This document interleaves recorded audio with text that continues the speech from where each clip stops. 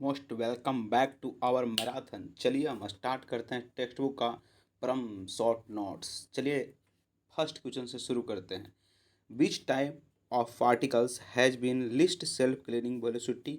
कह रहा है किस टाइप्स का मतलब मतलब एथी में पार्टिकल्स में बहुत कम होता है सेल्फ क्लीनिंग वेलोसिटी। तो फाइन क्ले में और सिल्ट में, जैसे हम पूरा मनी नहीं देखते हैं कि मिट्टी के तल में नीचे बैठ जाता है जाके, तो कौन एकदम फाइन रहता है, सिल्ट रहता है, सही नहीं बैठता है। तो सेल्फ क्लीनिंग वेलोसिटी सबसे कम होता है किसका? फाइन क्ले का और सिल्ट का। फाइन क्ले का और सिल्ट का। ओके, आगे बढ़ते हैं। Shear stress tangential to stresses. मैंने कहने का मतलब शेयर स्ट्रेस जो है ना टेंजेंटियल होता है स्ट्रेसेस का। एक कन्फर्म कीजिए कि शेयर स्ट्रेस आप पढ़ते हैं ना, तो शेयर स्ट्रेसेस टेंजेंटियल होता है स्ट्रेसेस का। शेयर स्ट्रेस टेंजेंटियल होता है स्ट्रेसेस का। ओके, आगे बढ़ते हैं।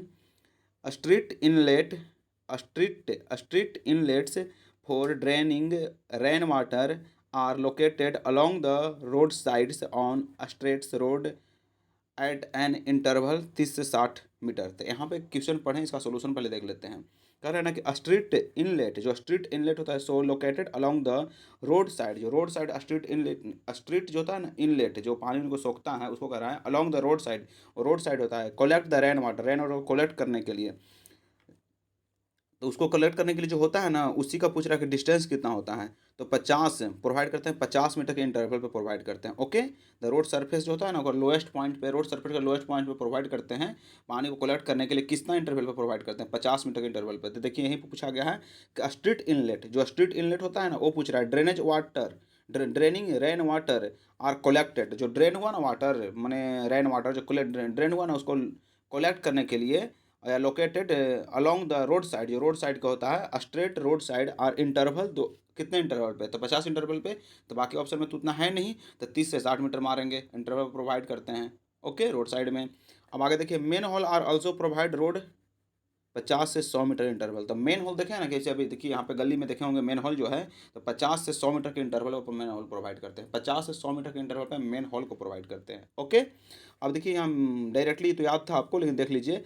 Which is which is code provides recommended guidelines of concrete mix design. Concrete mix जो डिजाइन होता है उसका कोड क्या होता है? जो कंक्रीट मिक्स होता है वही पूछ रहा है, कंक्रीट मिक्स जो डिजाइन होता है उसका कोड क्या होता है? तो IS code 10,262। Concrete mix design का, आंख बंद कर ध्यान लगाइए, कंक्रीट मिक्स डिजाइन का IS कोड 10,262। ठीक है, आगे गंटूर चैन। तो जानते हैं गंटूर चैन 66 फीट का होता है, उसमें 100 लिंक हो जाता है। लेकिन आपको मीटर में पूछेगा तो कितना का हो जाता है, कितना लंबा होता है? तो 20.12 मीटर हो जाता है। गंटूर चैन 20.12 मीटर का होता है और 66 फीट का होता है, 100 लिंक्स होता है। लेकिन मीटर में यहाँ 20.12 मीटर का हो जाता है। Okay, when bitumen is allowed penetration full depth stone layer is called full grout. कहने का मतलब है कि वे जब बिटुमिन को अलाउ करते हैं पेंट्रेशन के लिए टू फुल डेप्थ, वही full depth of stone layer, full depth of stone layer, it is called full grout, it is called full grout कहते हैं। ठीक है, आगे चलते हैं। Aerated concrete. हाँ, तो एरेटेड कंक्रीट बोला, एरेटेड कंक्रीट जो होता है क्या होता है? Light in weight. Aerated concrete जो होता है लाइट वेट में होता है। एरेटेड कंक्रीट, एरेटेड कंक्रीट क्या होता है? लाइट वेट में होता है। ठीक है, cast iron is manufactured by the remelting pig iron with coke and lime stone. कहने का मतलब जो कास्ट आयरन जो होता है ना उसको बनाते हैं हम, कास्ट आयरन को जो बनाते हैं रीमेल्टिंग विथ कोक, और उसको रीमेल्टिंग कर रहे हैं किसके साथ? कोक के साथ। तो उसे क्या बोलते हैं? कास्ट आयरन को हम क्या करते हैं? मैन्युफैक्चर करते हैं रीमेल्टिंग विथ कोक, कोक के साथ। तो उसे हम क्या बोलते हैं? कोक एंड लाइमस्टोन के साथ, तो उसे क्या बोलते हैं? Pig iron. Cast iron manufacture मैंने बनाना किसको है? कास्ट आयरन को। और भी मेल्टिंग करना है किसके साथ? कोक के साथ और लाइमस्टोन के साथ। कोक के साथ और लाइमस्टोन के साथ, तो पिग आयरन। ओके, आगे देखिए। Which of the following method is use to calculate area between the irregular boundaries. Simpson's rule, Simpson's rule. कहने का मतलब है which of the following method is use to calculate areas between irregular boundaries. कहने का मतलब which of the following method is used to calculate areas between irregular boundaries. Simpson's rules, उसको बोलते हैं साइफन्स रूल्स, साइवंस रूल बोलते हैं। Okay, Simpson's rule. Irregular boundaries बोलेगा ना तो साइवंस रूल हो जाएगा। ओके, आगे चलते हैं। 1 second, continue. Overflow dam is also known as. अगर कोई डैम है ओवरफ्लो कर रहा है तो उसे हम क्या कहेंगे? तो एन ओवरफ्लो डैम, उसको स्पिलवे कहेंगे। अगर ओवरफ्लो कर कोई डैम है वो ओवरफ्लो कर रहा है तो उसको स्पिलवे बोलेंगे। ओके, आगे चलते हैं। The slope of the bending moment diagram give an shear force. कहने का the slope of bending moment diagram give an shear force. वो शेयर फोर्स देता है, जो स्लोप होता है ना बेंडिंग मोमेंट का, तो the slope of the bending moment diagram give an shear force. तो कह रहा है slope of bending moment diagram, जो बेंडिंग मोमेंट जो होता है ना, देखे पढ़े होंगे सोम में, bending moment diagram, shear force diagram, slope और डिफ्लेक्शन पढ़े होंगे। तो ये कह रहा है बेंडिंग मोमेंट जो डायग्राम होता है ना वो शेयर फोर्स देता है। जो बेंडिंग मोमेंट डायग्राम होता है वो क्या देता है? Shear force.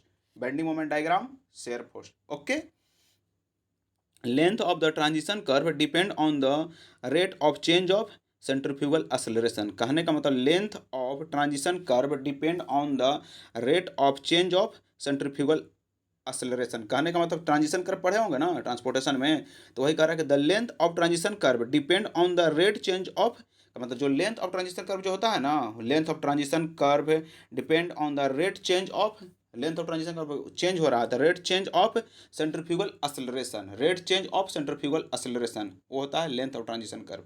ओके, किस पे?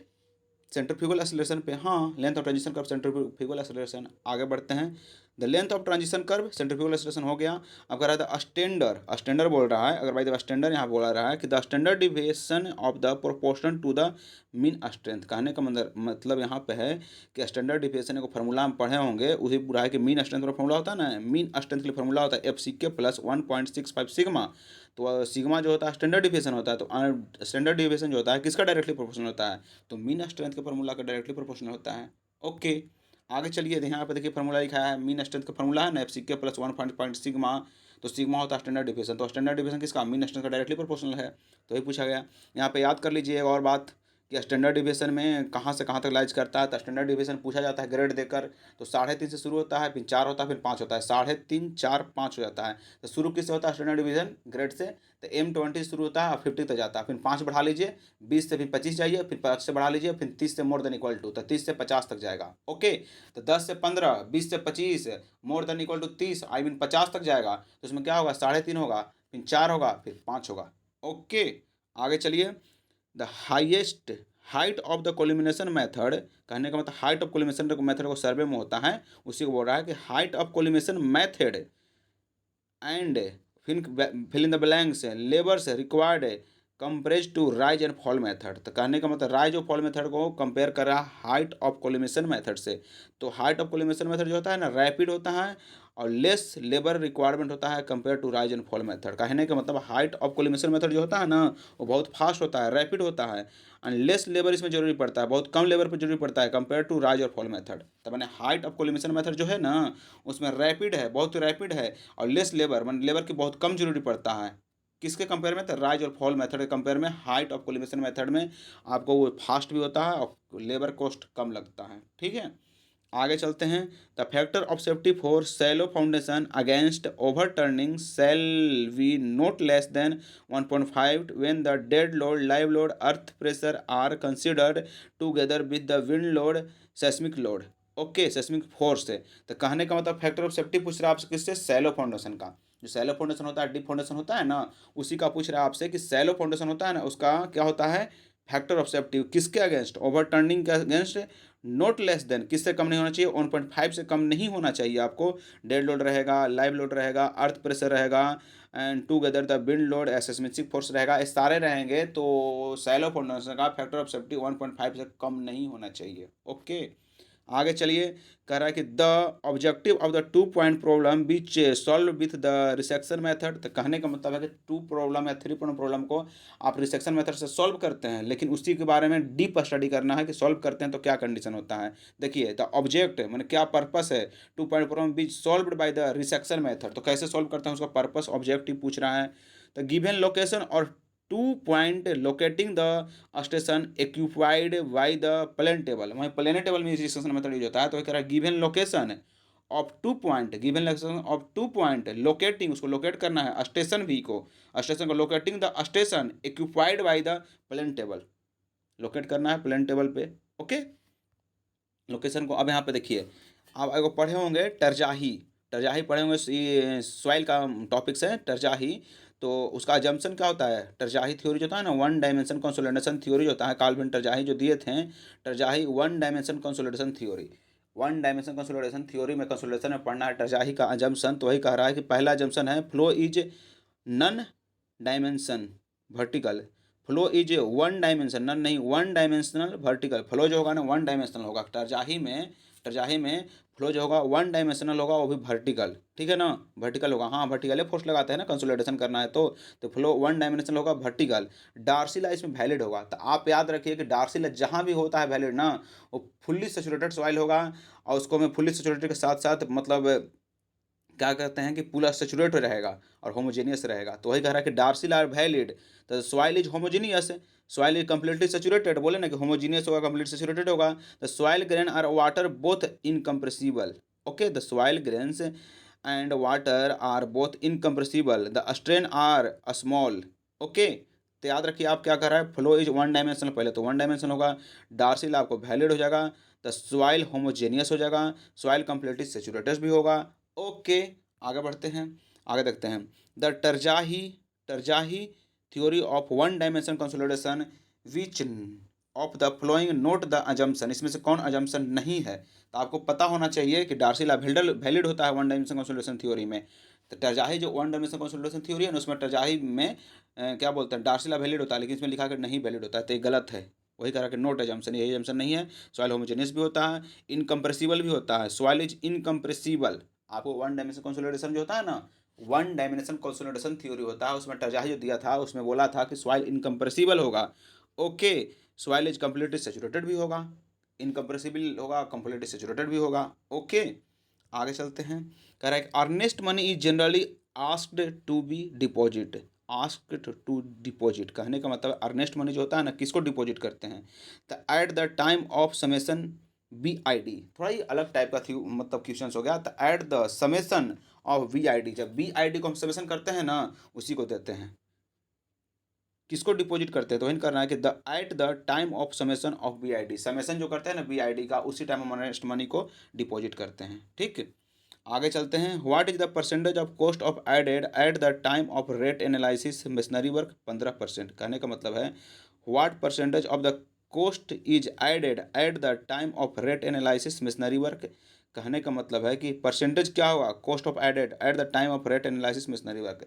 ब्रिक मशीनरी या कुछ भी करते हैं तो उसका रेट एनालिसिस करते हैं ना, उसमें 15% होता है। तो याद कीजिए कि what percentage of the cost is added at the time of rate analysis for machinery work. Rate analysis for machinery work, rate analysis for machinery work तो 15%, rate analysis for machinery work 15%।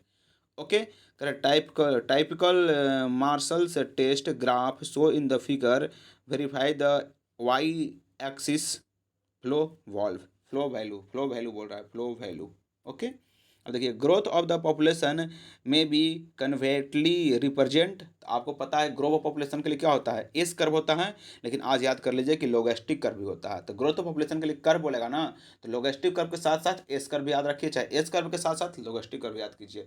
तो S curve रहेगा तो S curve option में मारना है, लोगेस्टिक curve रहेगा तो लोगेस्टिक curve मारना है। ओके, आगे चलिए देख रहे हैं डाइल्यूशन क्या होता है, सेडिमेंटेशन क्या होता है, ऑक्सीडेशन क्या होता है, रिडक्शन क्या होता है, सारे को देखेंगे। तो डाइल्यूशन क्या होता है, डाइल्यूशन क्या होता है, the process of mixing the sewage with large volume of water, sewage में large volume of water to keep the aerobic condition.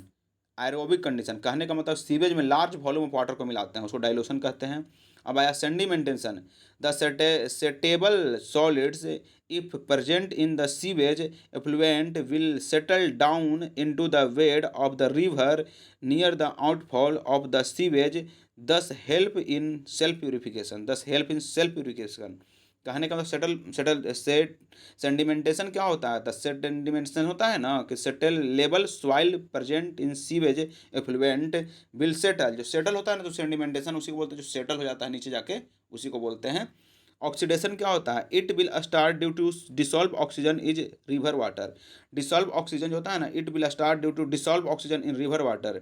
Deficiency of the oxygen will be filled up by the atmospheric oxygen. कहने का मतलब है कि it will start due to dissolve oxygen in river water.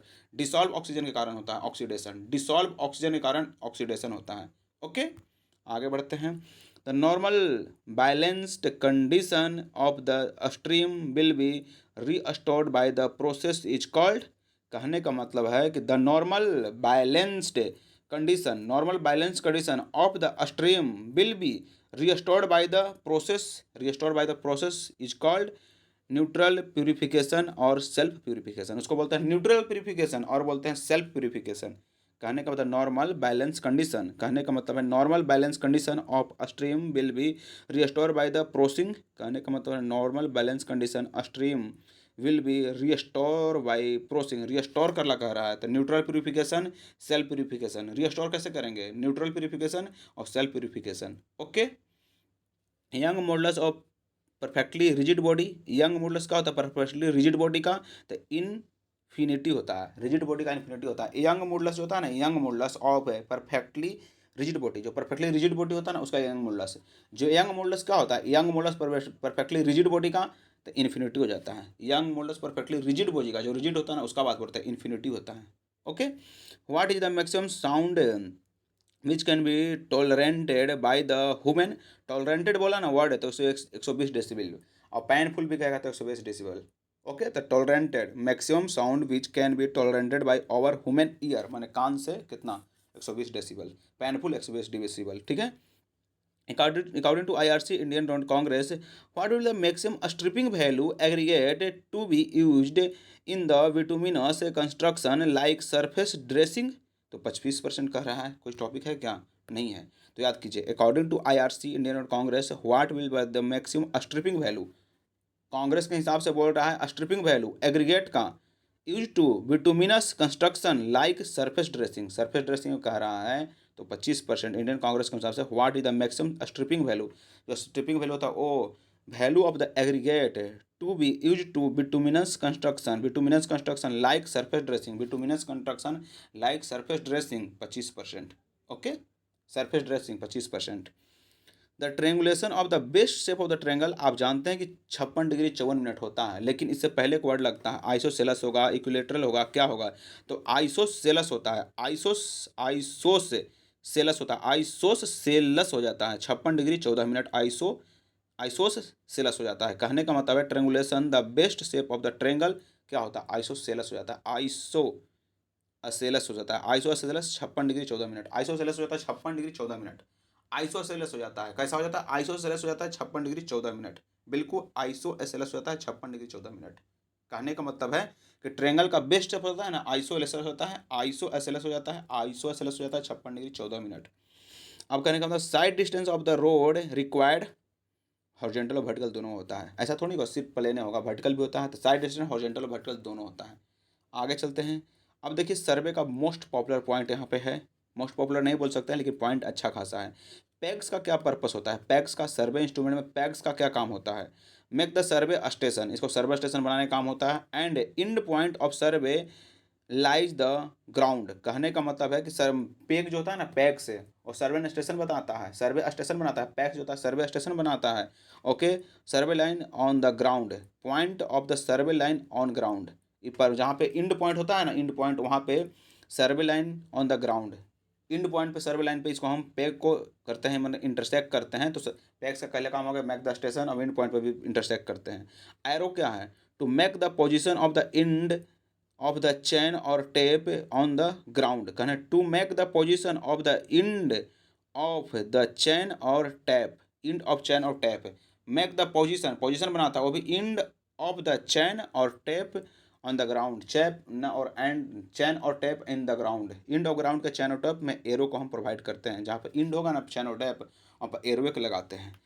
Ranging rod क्या होता है? For locating the number of points long survey line. कहने का मतलब है कि यहाँ से वहाँ तक बहुत दूर तक सर्वे किए, तो मतलब वहाँ पे सभी जगह पे लाइनवा पे जहाँ पे करते हैं सर्वे लाइनवा पे रेंजिंग रोड को गाड़ा हुआ रहता है। तो वही कह रहा है ना कि for locating the number of points long survey line.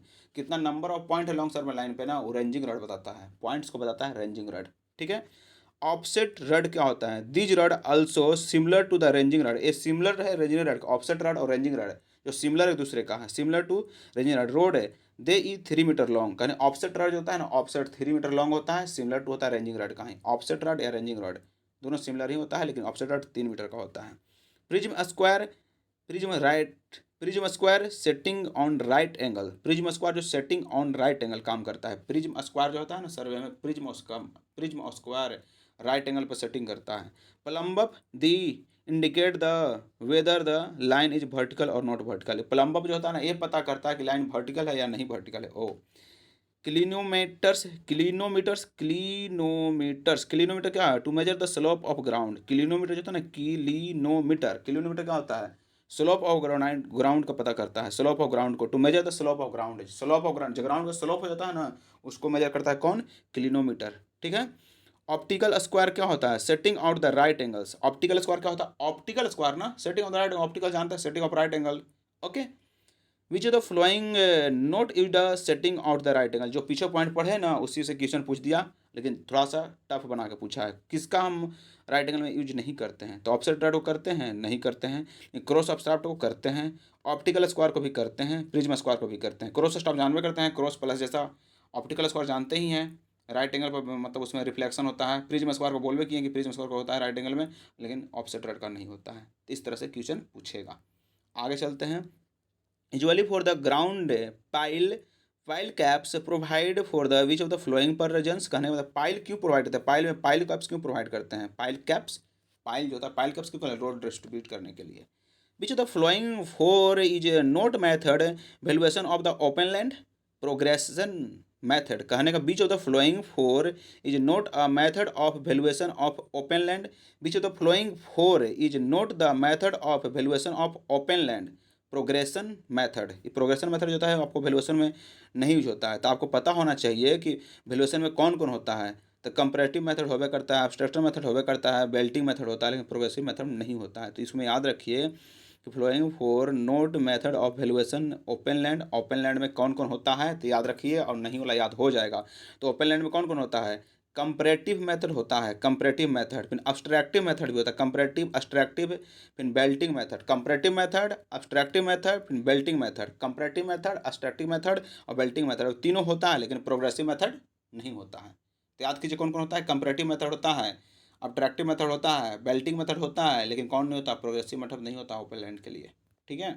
आगे चलिए। Which of the following roller compacted concrete technology used manufacture. तो डैम कहना कि इसमें से कौन सा मतलब है ना, जो the following of the roller compacted concrete, roller ये सब नहीं, roller compacted concrete technology, roller compacted concrete technology used manufacture. किसको मैन्युफैक्चर में बनाते हैं? रोलर कंपैक्टेड कंक्रीट का यूज कौन सा में करते हैं? रोलर कंपैक्टेड कंक्रीट कहाँ यूज करते हैं?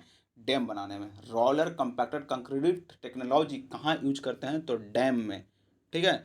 Which of the following laboratory test for the determination of the share resistance of soil which confining pressure kept zero. अगर जीरो कह दिया ना तो अनकन्फाइंड कंप्रेशन होगा। जैसे कहने का मतलब है ना कि शेयर स्ट्रेंथ या share resistance of the soil निकालने के लिए बहुत सारा मेथड है, नहीं कहेगा ना कि उसको कन्फाइनिंग प्रेशर जीरो है तो अनकन्फाइंड कंप्रेशन हो जाएगा। शेयर स्ट्रेंथ के लिए बहुत सारा मेथड है, लेकिन जीरो बोलेगा और लेबोरेटरी में बोलेगा तो अनकन्फाइंड कंप्रेशन याद रखना है। आगे चलिए। The process of taking levels of the each side main line right angle that line is called cross section levelling. कहने का मतलब है कि the process of taking level on each side, दोनों साइड से ईच साइड मेन लाइन, वो भी each side, वो भी मेन लाइन के कंपेयर में right angles to that line is called cross section levelling. उसे हम क्रॉस सेक्शन लेवलिंग कहते हैं। आगे बढ़िए। The contour interval should be inversely proportional to scale. कहने का कंटूर इंटरवल जो होता है ना, वो इन्वर्सली प्रोपोर्शनल होता है स्केल का। तो कंटूर इंटरवल आप याद कीजिए, कंटूर इंटरवल जो होता है ना, वो इन्वर्सली प्रोपोर्शनल होता है स्केल का। कंटूर इंटरवल, जो कंटूर होता है ना उसका इंटरवल, तो कंटूर इंटरवल इन्वर्सली प्रोपोर्शनल किसका? स्केल का। कंटूर इंटरवल, जो कंटूर नहीं देख रहे कंटूर लाइन, तो कंटूर इंटरवल जो होता है ना इन्वर्सली प्रोपोर्शनल होता है स्केल का। ठीक है। आगे चलते हैं। The compressibility of the characteristic of the soil, compressibility characteristic of the soil which equal plastic index with liquid limit increasing. तो इंक्रीज कहने का मतलब है compressibility characteristic of the soil, ध्यान दीजिएगा, compressibility characteristic of the soil, compressibility characteristic of the soil with equal plastic index. वो भी कहाँ कर रहा है कि equal plastic index, the liquid limit increase. हाँ, कैसे इंक्रीज होगा? Increasing increase. अगर by the way compressibility characteristic of soil equal to plasticity index, तो प्लास्टिसिटी इंडेक्स कैसे बढ़ता है? तो उसका ऊपर इंक्रीज करने पड़ेगा लिक्विडिटी वाला, तो लिक्विडिटी इंक्रीजिंग इंक्रीज। ओके। अब कह रहा है distance between the channelizing islands arrow is known as weaving distance. कहने का मतलब distance between the channelizing island arrow डाउ a road way is known as weaving distance. Weaving distance किसको बोलते हैं? वेविंग डिस्टेंस, फ्लेंज और वेव नहीं होता है तो वेविंग डिस्टेंस किसको बोलते हैं? The distance between channelizing islands road way is known as weaving, उसको बोलते हैं weaving. Roadway is known as waving. अब देखिए side order book use recording. Side order book कर रहा है, साइड, ध्यान दीजिएगा, साइड ऑर्डर बुक ये आपको पता होना चाहिए कि एग्जीक्यूटिव इंजीनियर के पास होता है। साइड ऑर्डर जो बुक होता है ना, एग्जीक्यूटिव इंजीनियर का बात होता है, ठीक है ना। तो एक side order book use to recording, side order book is use to recording instruction of the executive engineer, instruction of the executive engineer. Side order book is to for recording, side order book is used for recording instruction of the executive engineer. Side order जो book होता है ना वो कहाँ use होता है? तो instruction of the executive engineer. Instruction जो एग्जीक्यूटिव इंजीनियर का होता है ना वहाँ पे साइड ऑर्डर बुक यूज होता है, ठीक है। आगे देख लीजिए, अब कुछ ही बोल रहा है यहाँ पे परसेंटेज कुछ होता है, मतलब एस्टिमेटिंग कॉस्टिंग में वो है एक्स्ट्रा इनपेंस, मैंने जो एक्स्ट्रा एक्सपेंसेस जो होता है उसको बोलते हैं हम कंटीजेनियस सी बोलते हैं ना, वो 3 से 5% होता है। 5% CWP के लिए होता है, CWC के लिए होता है, और CWC के लिए होता है, CWP के लिए होता है, CWC नहीं CWP के लिए होता है। और PWP के लिए PWP नहीं CWP हो गया, और PWD होता है। तो PWD के लिए 3 होता है और CWP के लिए 5 होता है। तो कंटीजेंसी पूछेगा ना आपसे तो 3 से 5% होता है, जिसको एक्स्ट्रा एक्सपेंसेस बोलते हैं। तो एक्स्ट्रा या कंटीजेंसी बोले 3 से 5%। अब कॉन्ट्रैक्ट वर्क स्टेबलाइजेशन, जो कॉन्ट्रैक्ट वर्क जो होता है उसको स्टेबलाइज करने में कितना खर्च हो जाता है? तो 1.5 से 2%। कॉन्ट्रैक्ट वर्क स्टेबलाइजमेंट, वहाँ जाएंगे तो रहना होना शुरू करेंगे ना, तो उसको बोलता है स्टेबलाइजमेंट में क्या होता है? 1.5 से 2%। ओके। टूल्स एंड मशीनरी 1 से 1.5% जानते हैं, टूल्स खड़ा वाला टूल्स 1 से 1.5%। कॉन्ट्रैक्ट प्रॉफिट कितना होता है? जो कॉन्ट्रैक्ट काम लिया उसको प्रॉफिट कितना होता है? तो 10%। और डिपार्टमेंट प्रॉफिट कितना होता है? तो 10 से 15%। तो कॉन्ट्रैक्ट प्रॉफिट कितना होता है? कॉन्ट्रैक्ट को प्रॉफिट 10% है, और वहाँ पे डिपार्टमेंट प्रॉफिट 10 से 15%। ओके, आगे बढ़ते हैं। Which of the flowing true about the soil improvement method compaction. कहने का मतलब which of the flowing true about the soil improvement method compaction. जो कंपैक्शन में होता है ना उसमें इम्प्रूवमेंट जो होता है सॉइल का, उसके लिए कौन सही है? The densification of the soil, densification, हाँ densification of the soil due to explosion of the air from voids. कहने का मतलब है कि आपको जैसे कंपैक्शन बोला तो समझ जाना चाहिए था कि डेंसिफिकेशन होगा, माने डेंस करेंगे सॉइल को, तो डेंसिफिकेशन ऑफ द सॉइल का डेंसिफिकेशन होगा due to the explosion of the air from void से आपको एयर निकालेगा, और डेंसिफिकेशन होगा कंपैक्शन में एक प्रोसेस होता है। डेंसिफिकेशन कहाँ होता है? कंपैक्शन में, उसमें से एयर निकलता है। वही कंसोलिडेशन का था तब पोर वाटर निकलता, लेकिन कंपैक्शन बोला तो एयर निकलेगा और डेंसिफिकेशन होगा, ठीक है। आगे देख लीजिए, यहाँ देख लीजिए आपका इन्वायरमेंटल का मोस्ट पॉपुलर पॉइंट आया है, 5-10 पॉइंट यहाँ पे होते हैं जो बहुत टॉप होते हैं। टोटल सस्पेंडेड सॉलिड बोलेगा और टोटल रिस्पॉन्स सॉलिड बोलेगा तो ये दोनों सेम ही होता है। अगर टोटल सस्पेंडेड सॉलिड बोल दिया जाए या टोटल डिसॉल्व सॉलिड बोल दिया जाए तो दोनों सेम ही हो जाता है। एक्सेप्टेबल लिमिट कितना होता है और रिजेक्शन लिमिट कितना हो जाता है? तो टोटल सस्पेंडेड सॉलिड में देख लीजिए और टोटल डिसॉल्व सॉलिड में देख लीजिए तो दोनों में 500 हो जाता है एक्सेप्टेबल लेवल, और रिजेक्शन लिमिट होता है 2000। ओके। और टर्बिडिटी टी जैसा होता है, तो ध्यान लाइएगा टर्बिडिटी टी जैसा होता है तो 1 लेके चलिएगा, तो एक्सेप्टेबल लिमिट 1 हो जाता है और रिजेक्शन लिमिट 5 हो जाता है। तो टर्बिडिटी का कितना होता है? एक्सेप्टेबल लिमिट 1 और रिजेक्शन लिमिट 5। ओके, आंख बंद करके ध्यान लगाइए। कलर सी 5 जैसा हो जाता है, 5 और 15 हो जाता है। कलर कितना होता है? एक्सेप्टेबल लेवल कितना होता है कलर का, जिसको मैं टिंटोमीटर का यूज करते हैं कलर मापने में। तो एक्सेप्टेबल कितना होता है कलर का एक्सेप्टेबल कितना होता है? 5, रिजेक्शन होता है 25। टेस्ट एंड ऑर्डर 1 और 3 होता है, तो टेस्ट एंड ऑर्डर टी भी 1 जैसा ही आता है। तो टेस्ट एंड ऑर्डर कितना होता है? 1 होता है एक्सेप्टेबल लिमिट, रिजेक्शन लिमिट होता है 3। तो टेस्ट एंड ऑर्डर 1 और 3। ओके। अब अल्कलिनिटी और एक हार्डनेस होता है, वो दोनों एक ही होता है। तो अल्कलिनिटी और हार्डनेस का एक्सेप्टेबल लिमिट और रिजेक्शन लिमिट सेम होता है। तो अल्कलिनिटी का कितना होता है एक्सेप्टेबल लिमिट, और हार्डनेस का कितना होता है? तो इसको में हो जाता है आपको अल्कलिनिटी का 200 हो जाता है एक्सेप्टेबल लिमिट, और रिजेक्शन लिमिट हो जाता है आपको 600। तो अल्कलिनिटी और हार्डनेस दोनों में एक्सेप्टेबल लिमिट 200 होता है, रिजेक्शन लिमिट 600 हो जाता है। पीएच कितना होता है? एक्सेप्टेबल लिमिट 6.5 से 8.5, और रिजेक्शन लिमिट अगर 6.5 से कम हो गया तो, और 8.5 से ज़्यादा हो गया तो। ओके, अब देखिए हार्डनेस बोल दिए 200 से 600 होता है। क्लोरीन कंटेंट कितना, 250 से 1000। क्लोरीन क्लोरीन जो होता है ना, सॉरी क्लोरीन नहीं, क्लोराइड क्लोराइड क्लोराइड डी 250 दीजिए। क्लोराइड जो होता है ना उसमें 250 होता है सेप्टेम्बर लिमिट, रिजेक्शन लिमिट 1000। ध्यान लगा के सोचिए क्लोराइड के बारे में और सोच के याद कीजिए। क्लोराइड जो होता है ना उसको कितना होता है, सेप्टेम्बर लिमिट 250 और रिजेक्शन लिमिट 1000। ठीक है। फ्री अमोनिया, हाँ 0.15 से 0.15, वही फ्री है तो वही 0 पर से ले कीजिए, 0.15 से 0.15 फ्री अमोनिया। नाइट्रेट 45 हो जाता है। फ्लोराइड कंटेंट कितना होता है, 1 से 1.5 हो जाता है। फ्लोराइड कंटेंट 1 हो जाता है और यहाँ पर 1.5 हो जाता है। तो फ्लोराइड कंटेंट कितना होता है, फ्लोराइड वही ना दांत में जो उसके जैसे होता है, तो फ्लोराइड कंटेंट कितना होता है, सेप्टेम्बर लिमिट 1, रिएक्शन लिमिट 1.5 है। ओके। आयरन जानते हैं 0.3 हो जाता है। और सल्फेट 200 से 400। सल्फेट तो जान ही रहे होंगे ना, सल्फेट कितना September limit, sulphate 200 September limit, rejection limit 400। बिल्कुल। आगे चलिए। Time can be made reasonably fire resistance by, कहने का मतलब टिम्बर को आप कैसे फायर रेजिस्टेंट बताते हैं, फायर रेजिस्टेंट कैसे बनाते हैं, तो भाई तो सर एबल प्रोसेस जानते ही हैं, लेकिन यहाँ पे एक और बात आ गया, सॉकिंग द अमोनियम सल्फेट। तो उसमें अमोनियम सल्फेट को सॉकिंग करके हम फायर रेजिस्टेंट बना सकते हैं टिम्बर को। Soaking it in the ammonium sulphate, ammonium sulphate को सॉकिंग करके ना तो बाई सर एबल प्रोसेस से फायर रेजिस्टेंट बनाते हैं। Traffic conflicts that may occurs in the rotatory intersection are merging और diverging होता है। कहने का मतलब ट्रैफिक कन्फ्लिक्ट्स होता है, ट्रैफिक कन्फ्लिक्ट्स दैट में अकर्स इन रोटरी इंटरसेक्शन, जो रोटरी नहीं होता वो है रोटरी इंटरसेक्शन, आर मर्जिंग और डाइवर्जिंग। रोटरी जो होता है रोटरी इंटरसेक्शन में मर्जिंग या डाइवर्जिंग, तो वही कह रहा है traffic conflicts that mean occurs in rotary intersection merging और diverging। रोटरी जो होता है ना उस पर मर्जिंग और डाइवर्जिंग। ठीक है, आगे चलते हैं। Which of the following method is not related to the depression change, depression change होता है ना उसमें, तो याद रखिए कि डिप्रिसिएशन जो होता है ना उसमें से कौन सा इसमें मेथड नहीं है वो पूछ रहा है। तो आप तो देख लीजिए पहले ही से कि वो नहीं होगा, लेकिन इसमें याद रखिए कि एक आध दो और मेथड एक्स्ट्रा आ रहा है। तो स्ट्रेट लाइन मेथड जो होता है ना वो डिप्रिसिएशन निकालने में होता है। कांस्टेंट रेट मेथड जो होता है वो भी डिप्रिसिएशन निकालने में होता है। फिर डिसलाइन बैलेंस मेथड वो भी हो जाता है। फिर सिंकिंग फंड मेथड ये भी होता है। लेकिन एक और मेथड आ गया डायमेंशनिंग वैल्यू मेथड। तो डायमेंशनिंग वैल्यू मेथड जो होता है ना वो भी डिप्रेशन से निकालता है। ठीक है ना।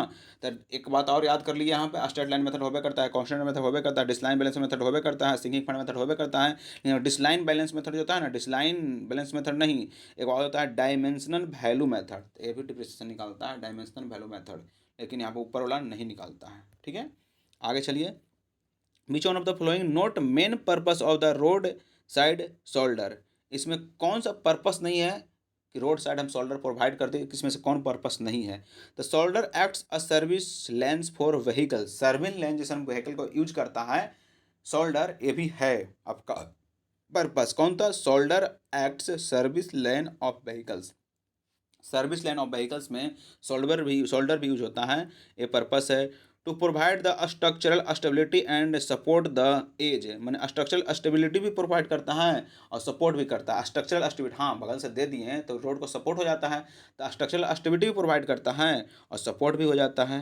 फिर shoulder are saver emergency lane vehicles, हाँ अगर भाई शोल्डर जो है उसको इमरजेंसी लेन करना है ना तो उसके लिए भी आप शोल्डर का यूज कर सकते हैं। लेकिन हाँ लास्ट आ गया जो प्रोटेक्शन कहता है ना कि eliminate the protection of the pavement edge from the traffic damage, जो ट्रैफिक डैमेज वगैरह से होता है ना वो कह रहा है कि elimination the protection of pavement traffic damage के चलते, तो वहाँ पे मतलब जो होगा ना ट्रैफिक डैमेज के चलते जो प्रोटेक्शन करता है, तो नहीं गलत बात है। शोल्डर जो होता है आपको प्रोटेक्शन नहीं करता ट्रैफिक डैमेज को, होना है तो हो कहीं रहेगा।